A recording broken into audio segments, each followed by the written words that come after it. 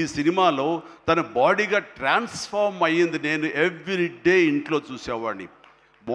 Early morning లెగిచి exercise చేసి క్రమం తప్పకుండా ఎక్సర్సైజ్ చేసి మళ్ళీ పగలంతా ఇక్కడ యాక్షన్ సీక్వెన్స్లో పాల్గొని అలిసిపోయి ఇంటికి వచ్చి స్నానం చేయకుండా మొహం కడుక్కుని ఒక సూప్ తాగి కొంచెం ఎనర్జీ గెయిన్ అయిన తర్వాత మళ్ళీ 9 to 10 ఈవినింగ్ మళ్ళీ ఎక్సర్సైజ్ చేసేవాడు.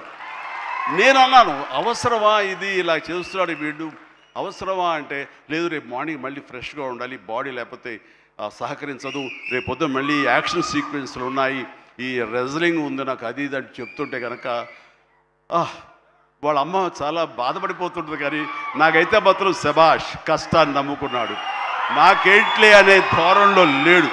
నేను మనస్ఫూర్తిగా అంతరాలలో మనసుల్లో నేను తన్ని చాలా ఎప్రిషియేట్ చేస్తూనే ఉండేవాడిని.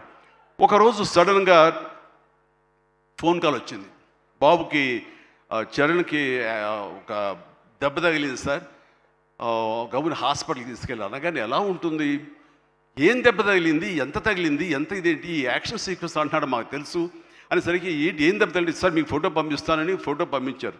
ఫుల్ ఈ కన్నంత ఎర్రగా అయిపోయి కిందంతా రక్తధారతో వస్తే ఆ స్టిల్ చూసిన తర్వాత కన్నుకి ఏమైనా అయిందా, కన్నే పోయిందనే భావంతో కంగారు పడిపోయాం.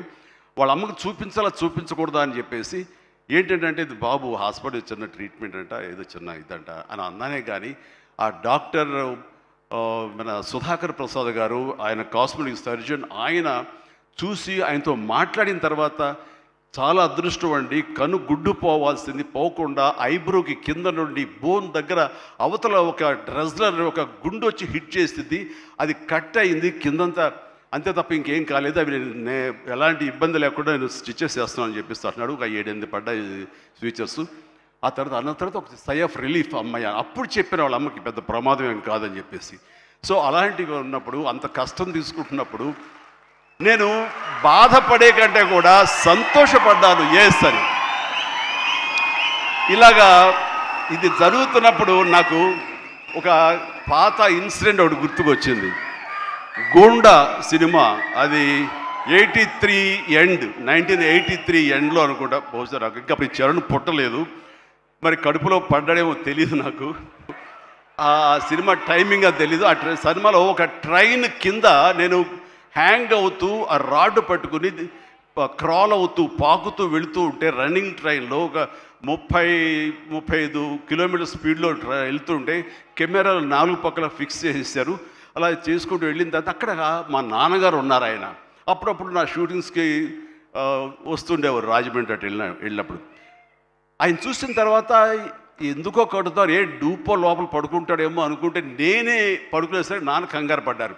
ఒక 2 కిలోమీటర్ల తర్వాత బండి ఆగింది. అక్కడి నుంచి మళ్ళీ తిరిగి వెనక్కి వచ్చేసరికి నాన్న కంగారుగా, ఇంత కష్టం పడాలా నువ్వు, ఇలా చెయ్యాలా, ఇలాంటి షార్ట్గా డూప్లు ఉంటారు కదా, నువ్వెందుకు వెళ్ళాలి, ట్రైన్ కింద నువ్వు దూరటం ఏంటి, వెళ్ళటం ఏంటి, ఒక 3 ఇంచెస్ కిందకి వెళ్తే కంకర్రాళ్ళు తగులుతుంటాయి కదా, ఏమైపోతావు అని చెప్పేసరికి, నాన్న ఇలాంటి చేయకపోతే కనుక మరి నా అభిమానులు ఎలాగా ఆనందపడతారు, వాళ్ళని అలరించడం కోసం నేను చెయ్యాలి, మీరు ఇలాంటివి చెప్పి నన్ను డిసప్పాయింట్ చేయకండి, మీకు తెలియదు ఊరుకోండి, ఏం పర్లేదు, ఏం కాదు, అన్ని రకం జాగ్రత్తగా ఉన్నాం కదా అంటే, ఇప్పుడున్నంత సేఫ్టీ హార్నెస్లు కానీ సేఫ్టీ ప్రికాషన్స్ కానీ ఆ రోజులు లేవు. మన చేతి బలంతో హ్యాంగ్ అవుతూ వెళ్ళాలి. అండ్ అది చూసిన తర్వాత నాన్న ఒక మాట అన్నారు, రేపు పొద్దునప్పుడు అమ్మాయి కడుపుతో ఉంది, అది అమ్మాయి పుడతారు అబ్బాయి పుడతారు మాకైతే తెలియదు, కానీ వాడు అబ్బాయి అయితే కనుక వాడు రేపు పొద్దున సినిమాలోకి వస్తే కనుక వాడు స్టార్ అయితే, వాడు ఇలాంటి కష్టాలు పడితే, ఇలాంటి దెబ్బలే తింటే నా బాధ ఏంటో నీకు అప్పుడు తెలిసి వస్తుందిరా అని చెప్పి నాన్న అన్నప్పుడు, లేదు ఈ కంటి మీద దెబ్బ తగిలింది, మణికట్టు ఫ్రాక్చర్ అయ్యింది అని అన్నప్పుడు నాకు మా నాన్నగారు గుర్తుకొచ్చారు. ఆయన ఆ రోజే అన్నారు, ఆయన నోటి వాక్యం, ఆయన నోటి ఇది, ఆయన బాధతోటి ఉద్వేగంతో అన్నా సరే, ఈ రోజున నా బిడ్డ కష్టానికి ప్రతీక, ఏది ఈజీగా రాదు, nothing is short cut, nothing comes, అడ్డదారులు ఏది రాదు, ఆ కష్టపడితేనే వస్తుంది. ఎస్, అలా కష్టపడ్డాడు. ఈ సినిమాకి అంత మన్నలను పొందారు మీరందరి చేత. ఈ రోజున పెద్దయే అనిపించుకుంటున్నాడు, రామ్ చరణ్ కాదు అనేలాగా ఉంది అంటే కనుక అది చాలు. ఆ బిడ్డకు ఆశీస్సులు మీ అందరి నుంచి. ఇలాగే ఉంటాం. మేము ఎప్పుడు కష్టపడ్డ ఒకటే నమ్ముకున్నాము, కష్టపడతాం తప్ప ఏది షార్ట్కట్లో కావాలని కోరుకో, ఒళ్ళు వంచి పనిచేస్తాం. ఈ రోజుకి అదే. ఈ రోజు కూడా చిరంజీవి గారు మీరేంటి 2 పూటలు ఇంకా ఎక్సర్సైజ్ చేస్తారంటే, అవకాశం ఉంటే 2 పూటలే చేస్తాను, బట్ ఒక పూట మాత్రం చాలా ఖచ్చితంగా చేస్తాను. ఇద్దరం జిమ్లో ఒకరిని పోటీ పడుతుంటాం అనమాట. ఇప్పుడు సరదాగా పర్సనల్ విషయాలు మీతో నేను షేర్ చేసుకోవడం ఆనందంగా ఉంది. అండ్ చరణ్ ఈ సినిమాలో తను నటించలేదు, జీవించాడు. అందుకనే ఇక చిరంజీవి కాదు, తను చరణ్ జీవి అని మీ నుంచి వచ్చిన మాట ఇది. నిన్న కూడా ఢిల్లీలో పిఎం గారు నరేంద్ర మోడీ గారితో పాటు తను కూడా ఒక కాంక్లేవ్లో పాల్గొన్నాడు. రిపబ్లిక్ టీవీ కాంక్లేవ్లో పాల్గొన్నప్పుడు వాళ్ళు కొత్త కాయినేజ్ పెట్టారు, న్యూ ఏజ్ మెగాస్టార్ అని. ఎస్, మనం ఇలాంటి అవకాశాలు నాకు రాలేదు, కానీ చరణ్కి వచ్చింది. చరణ్ దాంట్లో నిరూపించుకుని ఒక అడుగు ముందుకు వెళ్తున్నాడు. కాబట్టి చరణ్ ముందుంచి నేను వెనక ఉండడం అన్నది సబబు, అది కరెక్టు. బిడ్డలు ఎదిగినప్పుడు, బిడ్డలు ముందుకు వెళుతున్నప్పుడు ఆ పొందే ఆనందం అంతా ఇంత కాదు.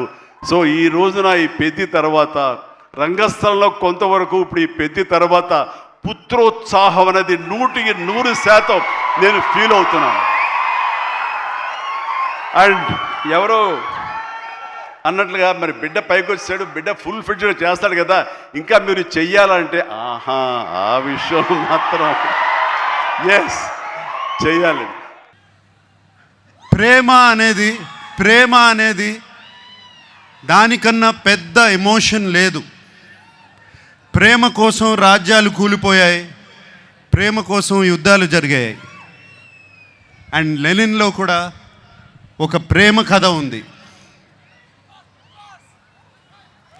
అండ్ అఖిల్ ఈ కథలో ఎలా చేశాడు, ఎలా ఉన్నాడు అనేది తర్వాత చెప్తాను. బట్ అఖిల్ గురించి చెప్పే ముందు నేను చాలామంది గురించి చెప్పాలి. మా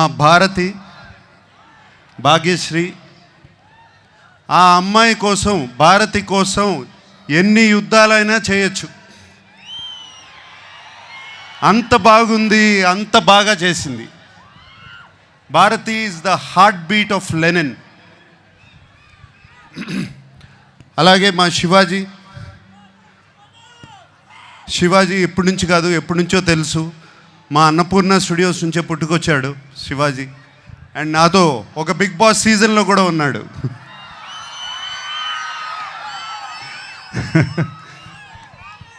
సో శివాజీ ఈ సినిమాలో ఉంటూ నాకు చాలా సంతోషంగా ఉంది. అండ్ శివాజీ ఎంతో బాగా చేశాడు. శివాజీ గురించి మీకు తెలుసు. అలాగే బ్రహ్మాజీ చైన్తో మొదలైంది మా జర్నీ. అంటే అప్పటి నుంచి కూడా జెన్జీగానే ఉన్నాడు సుమా, అప్పటి నుంచి కూడా జెన్జీయే. బట్ సో హ్యాపీ బ్రహ్మాజీ ఈ సినిమాలో ఉన్నాడు, వెరీ హ్యాపీ. అండ్ సునీల్, మీకు తెలుసు మేము ఎన్ని సినిమాలు చేసామో. మన్మధుడు, మాస్,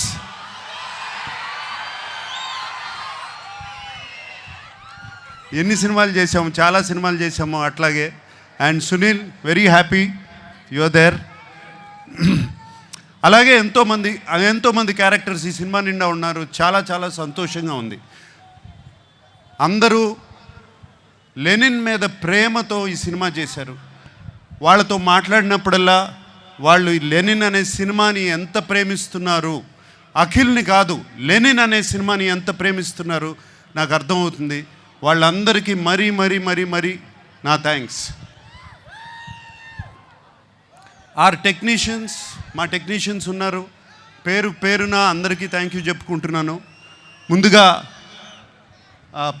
తమన్ ఎటువంటి మ్యూజిక్ ఇచ్చాడో తెలుసు. అలాగే నవీన్, నూలి ఎంతో ఫెంటాస్టిక్ ఎడిటింగ్. అలాగే బ్రిటో, ఒక్కళ్ళు కాదు, ఇద్దరు కాదు, అందరి గురించి థ్యాంక్స్ చెప్పుకోవాలి. నా పార్ట్నర్ ఉన్నాడు ఒక అతను, చింటూ అన్న అంటారంట కదా మీరందరూ.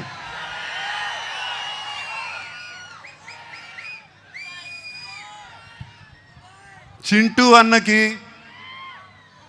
మాస్ పల్స్ అంటే ఏంటో బాగా తెలుసు, మీ అందరికీ తెలిసిందే.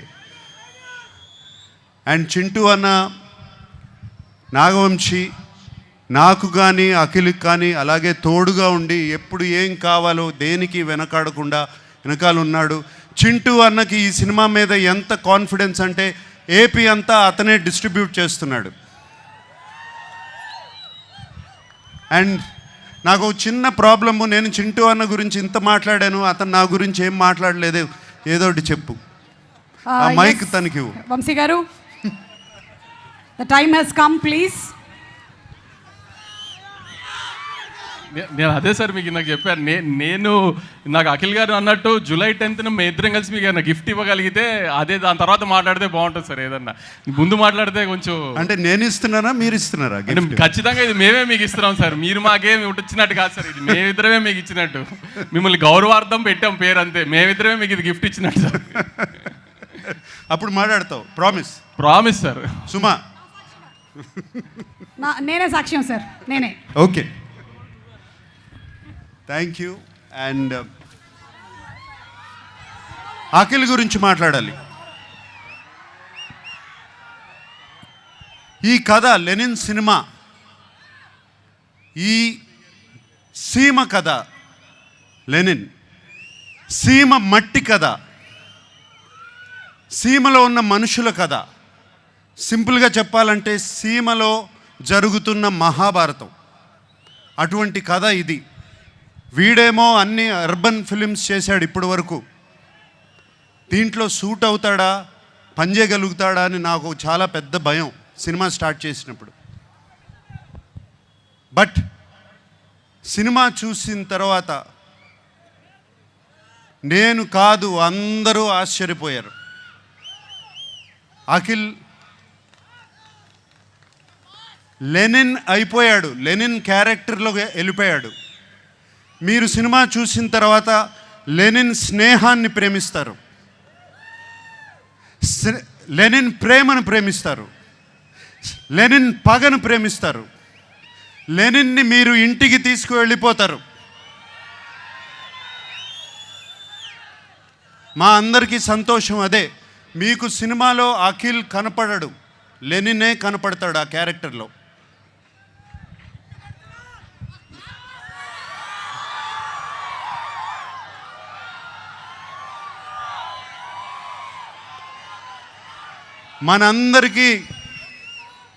మనందరికీ దేవుడు ఆ వెంకటేశ్వర స్వామి. నాన్నగారు ఎప్పుడూ అంటూ ఉంటారు, ఆయనకి దేవుడు మాత్రం ప్రేక్షక దేవుళ్ళు అని. సో ఈ ప్రేక్షక దేవుళ్ళకి చెప్తున్నాను, ఇవాళ జూలై 10th వస్తున్నాం, మనవాడు కొడుతున్నాడు. Thank you very much. Thank you so much Nagarjuna గారు.